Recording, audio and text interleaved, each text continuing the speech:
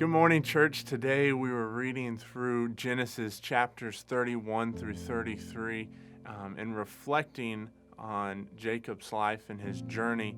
And as I read through this passage, I thought about what I could entitle this devotion between what was going on. And I decided to call it From One Crisis to the Next.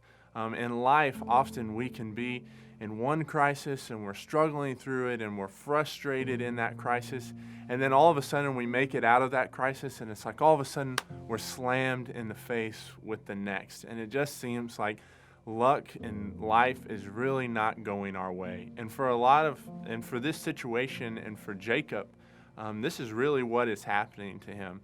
We've seen him, as we've been reading, with Laban. He has earned and worked for his wives, and as he's been there, Laban has not treated him very well. Often at times we see in the passage he changes how much he pays him, and it's a continual struggle until it gets to the point that Jacob decides that he is going to leave. And he leaves and heads out from Laban, taking his family and his livestock with him. Laban, of course, runs him down, and he goes through all of his things, and they face one another until they come to a sense of agreement. And so now Jacob has put the situation with Laban behind him.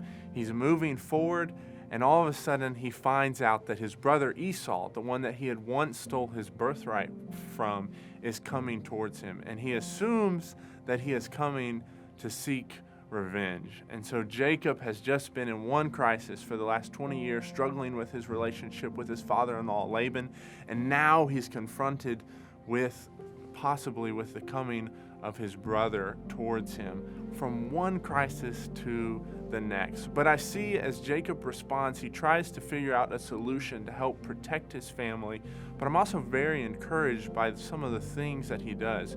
You see, even though he's in the midst of one crisis and moving to the next, and his whole life seems to be upside down, in this passage, he speaks to God and he says, I am unworthy of your loving kindness and what you have shown me. Even in his crisis, he recognizes that God is there, that God has been there with him. He even says if it wasn't for God, he would have gotten nothing through his work with Laban. He says even though it's been a struggle, God has been there with him, and so he praises God. He gives glory to God even in the midst of one crisis and moving to the next when life isn't going his way.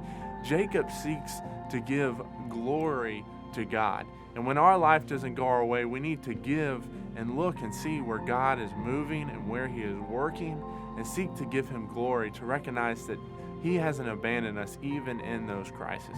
Next, we find that as Jacob continues throughout this, he seeks to find camp, and he finds these angels. He's approached by these angels, and as he makes camp, he camps at a place, and it's called double camp, because he seeks to camp with and where he sees these angels. He seeks to camp and to be with God. He wants to spend time with God. He recognizes his need for God. Even in the midst of the crisis, he doesn't turn his back and say, God, what are you doing? Why have you rejected me? Why is all this going wrong? He seeks to be with God. As we face crises in our life, we need to make sure to do the same, to seek to camp and to be with God. We can often seek wisdom, and it's good to seek wise wisdom, but are we just seeking that of others, or are we seeking the direction from God? Are we seeking to listen and to hear from people that'll just tell us what we want to hear? Or are we seeking to be and to spend time with God in those crises? Are we seeking ourselves and our own direction? Are we seeking to camp with God? We need to be like Jacob and see how God is moving and working in our crises, but also seek to camp and to be with him.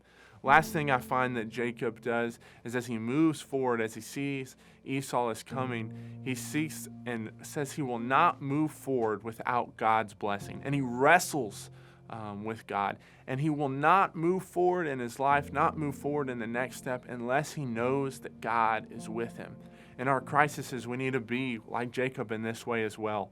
When we move forward in our lives, it can't be on our own strength, or our own desire, our own plans, but it needs to be on seeking to follow God in His direction. Why would we want to move or to go anywhere or take another step without God's blessing? And that's what Jacob wants on his life. And so he wrestles with God, and eventually we find that God gives Jacob his blessing and even changes his name in this passage to Israel, the one who wrestles with God.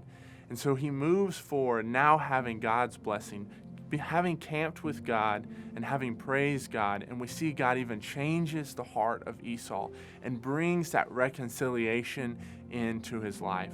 So I don't know what you're going through or what crises you faced or what crises may be ahead of you, but I know that we need to respond like Jacob. So I encourage you to see where God is, even in the midst of your crisis, even in the midst of your struggle.